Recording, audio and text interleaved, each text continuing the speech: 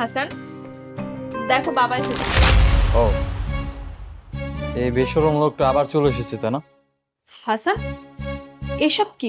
তুমি বাবার সাথে এভাবে কথা বলছো কেন? আমি এখানে ভুল কি বললাম? কোন বাপ 2 দিন পর পর মেয়ের বাসায় চলে আসে? হ্যাঁ, আজব ব্যাপার।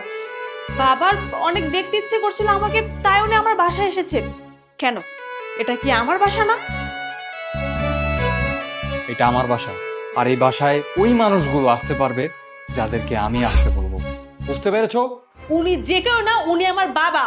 তোমার বাবা হলে তোমার বাসায় নিয়ে যাও, তুমি আমার বাসায় কেন আনো? হ্যাঁ মা, হাসান এসব কি বলছে? আমি তো কখনো ওকে এরকম ব্যবহার করতে দেখিনি। বাবা, আমি তো কখনো দেখিনি। আমি তো এটাই বুঝতে পারছি না যে ওর হঠাৎ কি হয়ে গেছে। আপনি তো একটা বেহায়া লোক। আপনার জায়গায় যদি কোনো একটা সম্মানী আর বিবেকান লোক থাকতো, তাহলে অনেক আগেই এই বাসা থেকে চলে যেত, আর কখনোই বাসায় আসতো না। বাবা হাসান, আমার কি কোথাও কোনো ভুল হয়েছে? ভুল ভুল আপনার হয়নি, বরঞ্চ ভুল হয়েছে আমার ভুল হয়েছে এটা যে আপনাদের মতো ছোট লোক আর বেহায়া মানুষদের সাথে আমি আত্মীয়তা করেছি। হাসান, চুপ করো। আমি কিন্তু আমার বাবার অপমান আর 1 মিনিটও সহ্য করব না। সহ্য না করলে আমি কি করব? হাসান, তুমি আমার বাবার সাথে কথা নাই বলতে পারো। যাও, রুমে গিয়ে বসে থাকো।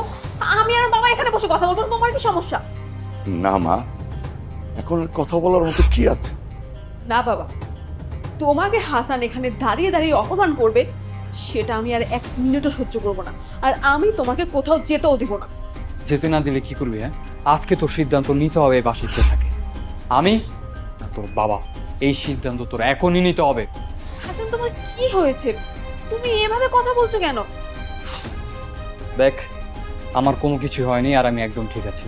তবে তোকে এখন ডিসাইড করতে হবে তুই আমার সাথে থাকবি না তোর বাবার সাথে। বল। বাবা হাসান, তুমি যদি চাও আমি এখান থেকে চলে যাই, তাহলে আমি চলে যাচ্ছি, কিন্তু বিষয়টা তো বলো, আমার ভুলটা কোথায়? ভুলটা আপনার হয়নি, ভুলটা হয়েছে তানিয়ার। তানিয়ার? হ্যাঁ তানিয়া, দেখো মা এসেছে। চলে আসলো আবার বেশরম মহিলা জানি কোথাকার। এটা কেমন বেয়াদবি? তুমি আমার মার সাথে এটা কেমন আচরণ করছো? কেন, আমি ভুল কি এমন কথা বললাম? এই মহিলা খুব ভালো করে জানে যে তাকে আমার মোটেও পছন্দ না, তাহলে বারবার কেন চলে আসে? উনি আমার মা, আর উনি এই বাসায় আমার সাথে থাকতে এসেছে। কেন, গ্রামে কি বাড়ি নেই? সেখানে কি সে থাকতে পারে না?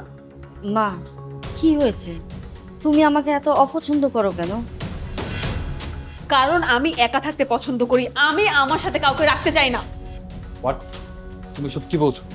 এই বাড়িটা যতটুকু তোমার আমার, ঠিক ততটুকু আমার মা। আমার মা আমার বাসাতে থাকবে না, তাহলে কোথায় থাকবে? ওকে, তোমার মা যদি এই বাড়িতে থাকে তাহলে আমি তোমাকে ডিভোর্স দেব। হোয়াট? তোমার কি মাথা ব্যথা ঠিক আছে? তুমি সব কি বলছো? ঠিকই বলছি, এখন তোমাকে ডিসাইড করতে হবে, তোমার মা নাকি আমি। এটা কি বলছো তুমি? আমি কিভাবে ডিসাইড করবো তোমার আমার মার মাঝখানে কাকে ডিসাইড করবো আমি? আমি আবার গ্রামে চলে যাচ্ছি, আমার জন্য তোরা তোদের সংসারে অশান্তি করিস না। তুমি সব কি বলছো? এই বাড়িটা তো তোমারও, তুমি এই বাসা ছেড়ে কোথায় যাবে? আর তুমি আমাকে ছেড়ে যাবে কেন? এই বাসাতে তুমি আমার সাথে থাকার কথা, তাই না?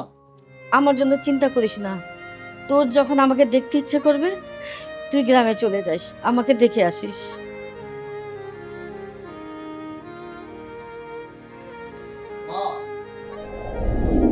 এই মেয়েটা আমার মাকে 1 গ্লাস পানি পর্যন্ত দেয়নি। আমার মা কষ্ট পেয়ে অপমানিত হয়ে এই বাসা ছেড়ে চলে গিয়েছে। তুই এসব করছিস হাসানের মায়ের সাথে?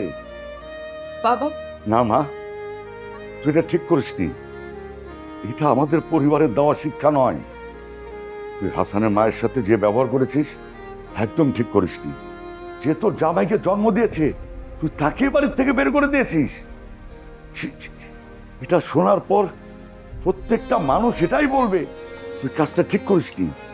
আর তুই যদি চাস তোর বাবা মাকে হাসান সম্মান করবে, তাহলে তার আগে তোর উচিত ওর বাবা মাকে সম্মান করা। আমি মানছি যে আমার অনেক বড় ভুল হয়ে গেছে, আর আমি এখন বুঝতে পারছি যে কোনো সন্তানের সামনে যদি তার মা বাবাকে কখনো কেউ অপমান করে, কোনো সন্তানই কখনো সহ্য করতে পারে না। আমি তো হাসানের মাকে অনেক অপমান করেছি, ও তো কখনো সহ্য করতে পারেনি। দেখো না, আমার সামনে তো তোমাকে অপমান করলো, কই আমি তো কোনো কিছু সহ্য করতে পারিনি, তাহলে হাসান কেন সহ্য করবে বলো? হাসান বিশ্বাস করো, আমি যা কিছু করেছি সব কিছু ভুল করেছি, আমি কোনো কিছু ভেবেচিন্তে কোনো একটা কাজ করিনি। আমি তোমার কাছে হাত জোর করে ক্ষমা চাচ্ছি, বিশ্বাস করো আমি কোনো কিছু বুঝে উঠতে পারিনি যে আমি কি করতে বসেছি। আসলে কোনো কিছু তো এখন আর ঠিক করা পসিবল না, যে আমি কি করেছি সেগুলো আমি এখন ঠিক করে দেবো, কিন্তু আমি তোমার কাছে হাত জোর করে মাপ চাচ্ছি। হাসান প্লিজ তুমি আমাকে মাফ করে দাও, আমি তোমার মায়ের সাথে কোনোদিনও অন্যায় করবো না। তোমার মাকে আমি যেখানে পাঠিয়ে দিয়েছি না, আমি নিজেকে ওখান থেকে মাকে ফিরিয়ে আনবো, মায়ের কাছে আমি ক্ষমা চাবো। তুমি আমাকে মাফ করে দাও বাবা, আমি তোমার কাছে হাত জোর করে ক্ষমা চাচ্ছি, তুমি আমাকে মাফ করে দাও। আর বাবা, আপনার কাছে আমি হাত জোর করে ক্ষমা চাচ্ছি এইসব আচরণ করার জন্য। কিন্তু সত্যি কথা বলতে কি, এই নাটক করা ছাড়া আমার কাছে আর কোনো উপায় ছিল না। কারণ তানিয়াকে ওর ভুলটা বোঝানোটা অনেক বেশি দরকার ছিল, যে ও আমার মার সাথে কেমন আচরণ করেছে। এর জন্য বাধ্য হয়ে আমি কাজগুলো করেছি। আমাকে প্লিজ ক্ষমা করুন। বাবা হাসান, আমি সব কিছু বুঝতে পেরেছি, আর আমি কখনো বিশ্বাসই করতে পারবো না যে তুমি এইভাবে কারোর সাথে কথা বলতে পারো। যাই হোক, এখন অ্যাটলিস্ট সত্যটা সবার সামনে এসেছে। আচ্ছা, আপনি দাঁড়িয়ে আছেন কেন? বসুন না, বসুন। বসবো, অবশ্যই বসবো, যখন তানিয়া কথা দেবে যে ও তোমার মাকে এ বাড়িতে নিয়ে আসবে। বাবা আমি হাসানকেও কথা দিচ্ছি, আমি তোমাকে কথা দিচ্ছি, আমি ওর মাকে এখানে ফিরিয়ে আনবো, আর আমি এটাও প্রমিস করছি আমি কোনোদিনও মায়ের সাথে খারাপ ব্যবহার করবো না।